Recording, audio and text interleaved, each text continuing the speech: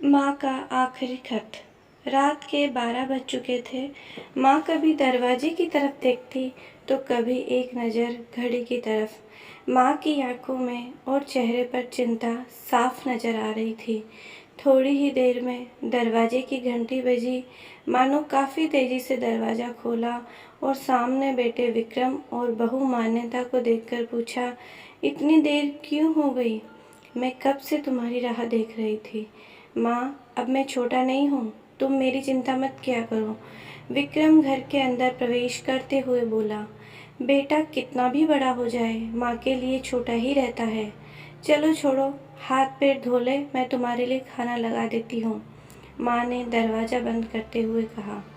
माँ जी, हम बाहर से खाना खाकर आए हैं, आप खा लीजिए, हम सोने जा रहे हैं।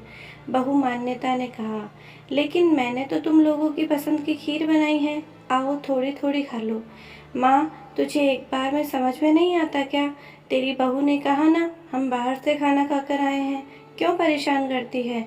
जा, तू खीर खा ले और सो जा, और हमें भी शांति से सोने दे। माँ अकेले कैसे खीर खा सकती थी, और उससे बिना खाए नींद कैसे आ सकती थी, क्योंकि बेटे के इंतज़ार में उसने भी कुछ नहीं खाया था। वह किचन में गई, एक गिलास पानी पिया और अपने रूम में चली गई।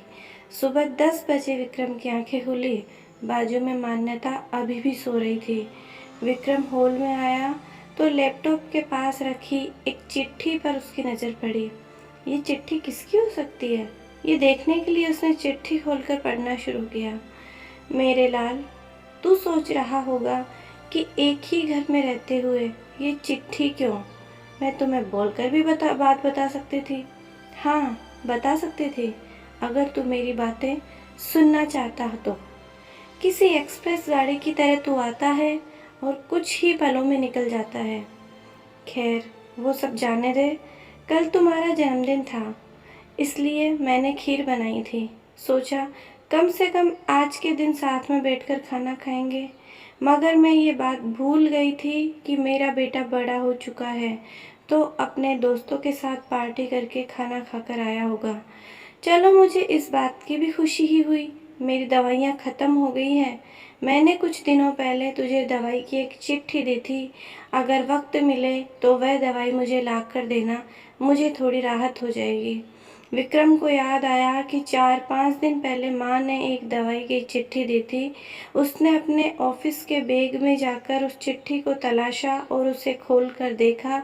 उसमें लिखा था, मुझे ऐसी दवाई लाकर दो जिसमें मैं अपने बेटे को भुला सकूं। विक्रम को रियलाइज़ हुआ कि मुझसे बहुत बड़ी गलती हो गई है।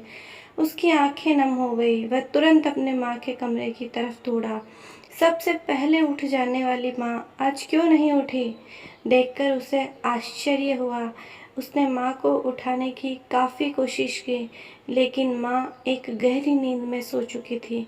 विक्रम के पास फूट फूट कर रोने के अलावा अब और कोई चारा नहीं बचा था। दोस्तों, ये कहने की ज़रूरत नहीं है कि माँ बाप जीवन में कितने मूल्यवान हैं। उनके रहते हुए ही उनकी सेवा करो, उनसे प्यार करो। वह चले जाएंगे तो कुछ नहीं कर पाओगे। Thank you. तो दोस्तों, कैसी लगी आपको हमारी ये कहानी माँ का आखिरी खत? प्लीज़ लाइक एंड सब्सक्राइब करना मत भूलिएगा।